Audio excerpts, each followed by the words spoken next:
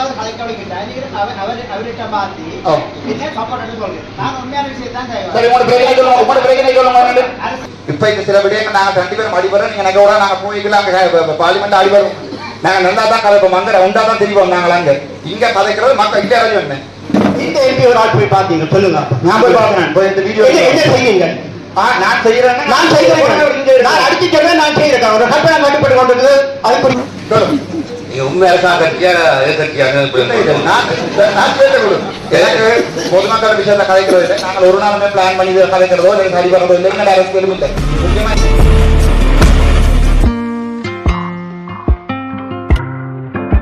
சப்போர்ட்டா கதைக்கிறீங்க. நீங்களே சொல்லுங்க. நீங்க வாங்க ஐயா. நீங்க நான் சொல்ற வடிவம் விளாங்குவோம். ஏன்னா யாருக்கு நேரம் சப்போர்ட் இல்லை. நான் ஐயாவோட நல்ல ஃப்ரெண்ட் கேட்டு பாருங்க. சரிதானே? கதைக்கிறது ஒரு விஷயத்தை நான் ஏதாவது கலைக்கவலை கேட்டா அவர்கிட்ட மாத்தி என்ன சப்போர்ட் சொல்றேன். நான் உண்மையான விஷயத்தான் செய்வேன். சரி உங்களோட பிரச்சனை சொல்லுங்க. அரசாங்கம் செய்யாத முதலில் செய்யாண்டா நீங்களே முதலே சொன்னீங்க. ஒரு அமைப்பு ஒரே வருஷத்துல செய்யலாது ஒரே ஏரியா செய்யாட்டி இப்ப கொஞ்சம் செய்வோம். அப்படி ஏதாவது சாத்தியப்படக்கூடிய விஷயத்தை சொல்லுங்க. இல்ல இது சம்பந்தம் சொல்லலாம்.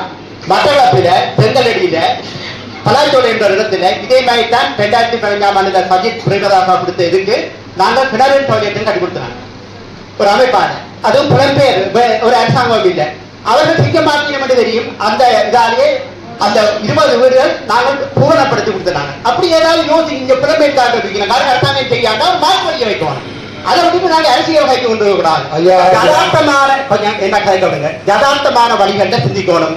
இங்கே நாங்கள் எந்த ஒரு அரசியல்வாதியையும் நாங்கள் இங்க தூக்கி பிடிக்கிறது வரையில மக்கள் பிரச்சனை தான் முக்கியமான பிரச்சனை. ததார்த்தம் வேணுமெண்டா நான் எத்தனை பேர் கேட்கிறேன். இந்த கண்டுண்டாயில போய் பாருங்க. 85-90 குடும்பங்களை அதுல இடித்து விட்டுருக்கீர்கள். வெறும் சேரிக்குள்ள எந்த எம்பி ஒரு ஆள் போய் பார்த்தீங்க சொல்லுங்க. நான் போய் பாக்குறேன். போய் இந்த வீடியோ என்ன செய்வீங்க? நான் செய்யறேன். நான் அடிச்சுட்டேன். நான் செய்யறேன். ஒரு கட்டணம் கட்டுப்பட்டு கொண்டிருக்கு. அதுக்குரிய முன்படி அந்த மக்களுக்கு ஒரு பாடசாலை இல்லை, ஒரு பள்ளிக்கூடம் இல்லை. நாங்கள் ஒரு கட்டணம் கட்டி யாரும் வாங்க நான் வாங்க உங்களோட வந்திகள் கட்டுப்பட்டு கொண்டாந்து இருக்குது. நான் கவர்னரோட கேட்டேன். கவர்னர் இன்னொரு பக்கத்துல தூக்கி போட்டுருக்கிறாத ஜிஏ செய்கிறது இல்லை மெட்ட அரசாங்கம் ஒரு தடவையும் குற்றம் சாட்ட வேண்டாம். எந்த கருத்து நாங்களா எங்கிற மக்கள் எங்கிற காலில் நின்று செய்வோம். நான் அதுக்கு வருவேன். அவங்களோட அனைவருடைய ஒத்துழைக்க தயார். நான் இப்படி பல கிராமங்கள் செய்வேன். 61 முன்பலியை செய்து கொண்டிருக்கோம். ஏன்னா அந்த முன்பலி அரசாங்கம் சொல்றது செய்யுமோ எனக்கு தெரியாது. மிக கஷ்டப்பட்ட பிரச்சனைகளை செய்து கொண்டிருக்கிறோம். இப்படி ஏதோ செய்யக்கூடிய விஷயங்களை செய்யறதுக்கு எல்லாரும் இதில் நேர்த்தம் நிகழ்த்தாமல் யதார்த்தமான வழியில செய்யறதுக்கு கை கொடுப்பீங்கண்டா. டாக்டர் அர்ச்சனா மட்டும் இல்ல, நான் ஆரோடைய விளக்க அரசியல் நாங்க அரசியல்வாதிகளை எங்கிற அந்த அமைப்புகளை நாங்கள் விடுறதே இல்லை. ஏன்னா தெரியும் இப்படி வெட்டி பேச்சுகளை பேசி காலத்தில் தடுப்பார்கள். ஏதாவது மக்கள் சிந்திங்க. நாங்கள் கொஞ்சம் இளைஞர்கள் வழிப்படுத்தி இந்த எங்களுடைய மக்களுடைய சேவைகளை நாங்கள் தான் நிறைவேற்றணும். எந்த அரசாங்கத்தால யதார்த்தமாக கூட இயலாது. எல்லா பிரச்சனைகளையும் தீர்க்கிறதுக்கு இயலாது. பொருளாதார நெருக்கடி கொண்ட ஒரு அரசாங்கம் அந்த நேரத்தில் ஒரு புது அரசாங்கம் வந்து இருக்குது. மக்கள் தெரிவிக்கணும். அந்த அரசாங்கம் செய்யுமா இல்லையாண்டு நாங்கள் எதிர்காலத்தில் முடிவெடுக்க வேண்டியிருக்கும். அப்படி செய்யலன்னு சொன்னா மக்கள் தூக்கிடுவார்கள். நீங்கள் தான் சொன்னீங்க புத்திசாலிகள், மக்கள் புத்திசாலிகள் நிச்சயமாக மாற்றத்தை ஏற்படுத்துவார்கள். ஆனால் இருக்கிறதுல இருந்தாலே தேடணும். 75 வருஷமா எங்களை பேக்காட்டி கொண்டு இருக்கிற ஒவ்வொரு அரசியல்வாதிகளும். அப்ப நாங்கள் இப்போது விழித்தறியணும்.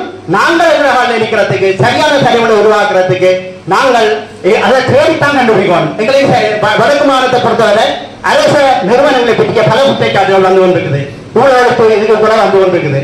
நாங்கள் எங்களோட தலைமைகள் இல்லை, சரியான தலைமைகள்கிட்ட இல்லை. அரசியல் தலைமைகளையும் இல்லை, ஒரு சமூக தலைமைகளும் இல்லை, இளைஞர்களை வழிபடுத்துறோம் இல்லை, இளைஞர் பிள்ளையான வழியில போறோம் என்று அவர்களை குற்றச்சாட்டி கொண்டிருக்கிறோமே ஒழிய நாங்கள் எந்த மாற்றத்தையும் செய்யல. உண்மையிலே இதில் நாங்கள் தேவையில்லாமல் எங்களுடைய நேரத்தை செலவு செய்யாமல் எனக்கு ராஜ்வன் எப்படி தெரியுமென்னா, நான் கொக்கியில் சேர்ந்தால் கொக்கியில் ஒரு பாடசாலை அதிபராக இருந்தால் அந்த பாடசாலை போல மிக பின்தங்கிய பாடசாலை எத்தனைக்கோ உதவி செய்து கொண்டிருக்கிறோம். அந்த ராஜ்வனை தெரியும். 33 பிள்ளைகளுக்கு 31 ஆசிரியர்கள் இருந்த ஒரு பள்ளிக்கூடம் இன்றைக்கு 80 ஆசிரியர்களை உருவாக்குறதுக்கு அந்த பழைய மாணவர்கள் ஒத்துழைத்தார்கள். அவ்வாறு கொக்கில் இருக்கிற அனைத்து சின்ன பள்ளிக்கூடத்தையும் செய்கிறோம். நாங்கள் கொக்கு ஸ்டேஷன் சிசிடிஎம் என்ற ஒரு பாடசாலை, மிகச்சிறிய பாடசாலை. இந்த முறை 23 மாணவர்கள் புலமை பரிசில் இருந்து 23 மாணவர்கள் 90 புள்ளிகளுக்கு மேல பெற்றது மட்டுமில்லை, 20 மாணவர்கள் 100க்கு மேல பெற்றதோடு 8 மாணவர்கள் புலமை பெற்றது. சாதிக்க முடியும், எங்களால் சாதித்து காட்ட முடியும். 20 வருஷமாக அந்த பாடசாலைக்கு நாங்கள் எங்களுடைய கொக்கியில் வளர்மை சமூகம் செய்தது. போன 23ஆம் ஆண்டிலிருந்து அதை நாங்கள் கொக்குவிலிருந்து ஆரம்ப பாடசாலைக்கு சமானமாக வர வேண்டும் என்று சொல்லி நாங்கள் அந்த வருடம் 10 லட்சம் சொத்தை நாங்கள் அதுக்கு உதவி செய்தாங்க. இப்ப புலம்பெயர் மக்களோடு சேர்ந்து அதை கொக்குவில் சுத்தி இருக்கின்ற அனைத்து சிறிய பாடசாலைகளுக்கு செய்கிறோம். மிக விரைவில் 5 வருடங்கள்ல கொக்குவில் கிராமத்தில் இருக்கிற அனைத்து பாடசாலைகளும் கல்வியில மட்டம் உயரும். நான் ஒன்று சொல்லலாம், இளைஞர்கள் நினைத்தால் முடியும். திருக்கோயில் என்ற கிராமத்திலே 4 வருடத்துக்கு முதல் இந்த 3 கல்வி வலயங்கள்ல 85வது இருந்த வலயம் ஒரே இடத்துல பிரசாந்தன் என்ற இளைஞர் இக்கல்வி மற்றும் ஸ்டெம் கல்வியோடு சேர்ந்து அதை 25வது வலயமாக உயர்த்தியிருக்கிறார். நான் இப்போதும் பார்க்க முடியும். கிழக்கு மாநிலம் இன்றைக்கு ஒரு தரப்படுத்தலுக்கு உட்பட்ட ஒரு பின்தங்கிய மாவட்டமா இருந்த அந்த கிழக்கு மாநிலம் இன்றைக்கு கடந்த வருடம் GCA இலங்கையிலேயே முதலாவது மாநிலமாக வந்திருக்கு. ஏன் எங்களால் முடியாது? முடியும், சாதிக்க முடியும். தேவையில்லாத பேச்சுக்களை விட்டு நடைமுறைக்கு வாங்க சாதிக்க முடியும். நன்றி. உங்களோட உரைக்கு பாடமாக்கின உரைக்கும் உங்களோட அட்வர்டைஸ்மெண்ட்டுக்கு நன்றி. என்னென்றா நாங்கள் இப்படி கணிவர் SK கிருஷ்ணா உட்பட DK கார்த்திக் உட்பட இப்படி கேமராக்கு கிடைத்த கணிவர் இப்போ உள்ளுக்க போயிருக்கிறோம். புலம்பெயர்ல இருந்து காசு பண்ணினார்கள். சில விஷயங்களை நான் நீங்க முடிச்சது. இப்ப நாங்கள் இருக்கிறோம். நாங்கள் இப்ப அரசாங்கம் நாங்கள் எதிர்கட்சி இங்க அதை செய்யற சரியா செய்யணுமா இல்லையான்னு பார்க்கலாம். எங்கள்ட வேலை அதுக்கு தான் ரஜினிகளுக்கு கேட்டு பாருங்க. நான் படிவ இவ்வளவு காலமா சப்போர்ட் பண்ணிருக்கேன் நடவைக்கு. இப்ப இந்த சில விடயங்கள் நாங்க 2 பேரும் அடிபடுறோம். நீங்க எனக்கு கூட நாங்க போய்க்கலாம் பார்லிமெண்ட் அடிபடும். நாங்க நல்லா தான் கதை மந்திர உண்டா தான் தெரியும். நாங்கள் அங்க இங்க கதைக்கிறது மக்கள் இங்கே அறிவு என்ன